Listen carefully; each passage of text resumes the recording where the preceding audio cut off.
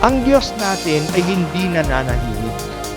Palagi siyang nagpapaalam, nagpapakilala, nagpapaliwanag hanggang ngayon. Hindi lang noon na panahon sa Old Testament. Tayong mga binyagan ang pinadadala niya para magsalita sa kanyang pangalan. Dahil sa tayong lahat ay propeta noong tayo'y bininyagan. Meron tayong gampanin na maging propeta. Gampanan natin ito. Ang iba ay may pagkakataon na magsalita sa maraming tao. Tulad ko at ng mga pare. Nagbibigay kami ng mga homilies, ng mga recollection talks, ng mga retreats. Kayo na walang ganitong pagkakataon ay propeta rin sa maliliit na grupo sa inyong kinikilusan. Sa pamilya, sa gitna ng mga kaibigan, sa kasamahan sa trabaho, sa mga kapitbahay. Magsalita tayo ng totoo. Huwag tayong mahiya o matakot na magsalita tungkol sa Diyos. Palakasin ninyo ang loob ng mga nalulumbay at natatakot at ituwid naman ang nagkakamali. Yan ang paraan ng inyong pagiging propeta. Let us talk about God again in our families and in our small circles. Ano-ano na lang ang karaniwang pinag-uusapan natin? Ang buhay ng mga artista, ng mga politiko, ang ating kapitbahay. Pero bakit ayaw nating magkwento tungkol sa pananampalataya? Tungkol sa Diyos o tungkol man sa karunungan at katarungan? Sa mga kwentuhang ito na isa sa buhay natin ang ating pagiging propeta. Ngayon, isa pang venue ng pagiging propeta ay ang pag-post sa internet ng mga bagay na totoo, mga bagay tungkol sa katarungan at kabutihan.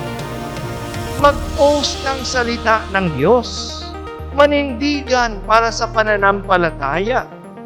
Pati na ang politika ay usisain natin at suriin sa liwanag ng pananampalataya.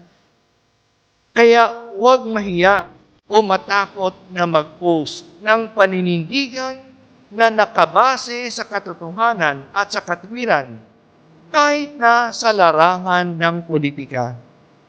Iyan ay iyong karapatan at ang politika din ay dapat liwanagan ng katotohanan.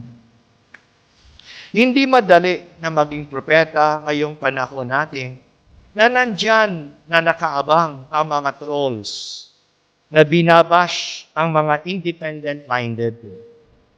Gustong takutin tayo at patahimikin. At yan nga ang hindi magagawa ng propeta, na siya ay manahimik. Kahit na walang nakikinig, kahit na pinuputakte tayo ng mga bashers, we shall continue to speak in God's name. God sends His prophets among His people. God's voice cannot be silenced. Pero we are not allowed to stay neutral. Paliwanag ko po sa inyo. Kapag naririto yung mamamatay tao at naririto yung pinapatay, kapag neutral ka, kakampi ka ng mamamatay tao. Because neutrality in the face of murder favors the murderer. Halimbawa, magnanakaw ka at saka isang ninakawan. Pwede ka bang neutral doon? Hindi. Kapag neutral ka doon, pumapanig ka na doon sa magnanakaw. Sapagkat the moral choice is to defend the victim. The moral choice is to defend human life. Dagdagan pa natin. Halimbawa, naririto ang sinungaling, naririto yung troll, at nandito yung truth. Nandito yung troll farm, nandito yung truth farm. Neutral ka dyan? Hindi ka pwedeng neutral. Kasi kapag neutral ka dyan, ibig sabihin, hindi mo pinipili yung mabuti. At kapag neutral ka dyan, ibig sabihin, isang paa mo nandoon na sa trolls. Nandoon na sa kasinungalingan. When we are neutral, and there is an oppression, we end up empowering oppressors. When we are neutral, and there are liars, we end up empowering liars. When we are neutral, and there are murderers, we end up encouraging more murders. In other words, brothers and sisters, choose. At ang sabi ng Panginoon, kapag pumili ka, hindi ka pwedeng neutral. At ang sabi ng Panginoon, the chaff will burn with unquenchable fire. At sa book of the Apocalypse, sabi ng Panginoon, hindi ka malamig, hindi ka mainit, maligamgam ka, isusuka kita. You are neither hot nor cold. I will spit you out because you will have no part in me. Because when it was time to decide for me, you stayed neutral in the name of pleasing others. Brothers and sisters, tatlong paraan upang hanapin natin ang Diyos. Kung hinahanap mo ang tagapagligtas, huwag mong hanapin sa buhay ng magnanakaw, sapagkat bantay sa lakay yan. Kung hinahanap mo ang Diyos, huwag kang pumili ng sinungaling, sapagkat ang sinungaling ay magpapaalipin, ang aalipin sa iyo. Kung hinahanap mo ang Diyos, pumili ka. Hindi ka pwedeng neutral. Hindi ka palaging safe.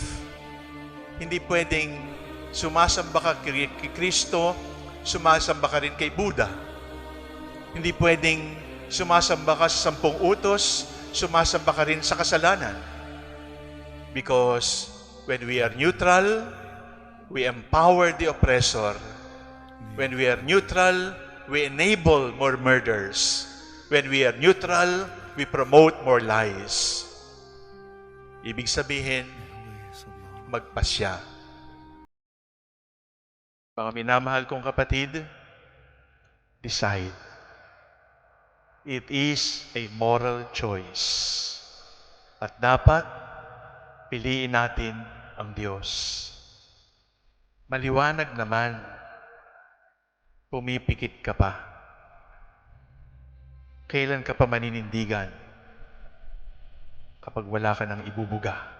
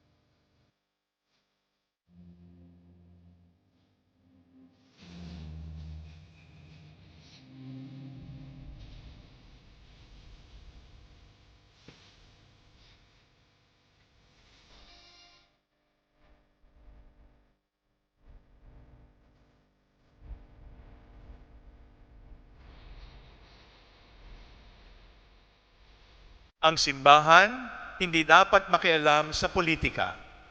Sa political party. Ibig sabihin po noon sa English ay partisan politics. Ang ibig pong sabihin ay ganito, the church should always be non-partisan. But the church cannot be neutral. Pwede ba yun? Non-partisan, pero hindi neutral. Ang ibig sabihin ng non-partisan, hindi ka kabilang sa isang political party. Ang ibig sabihin ng non-partisan ay hindi ka kandidato ng isang political party. Yun ay para sa mga taong simbahan.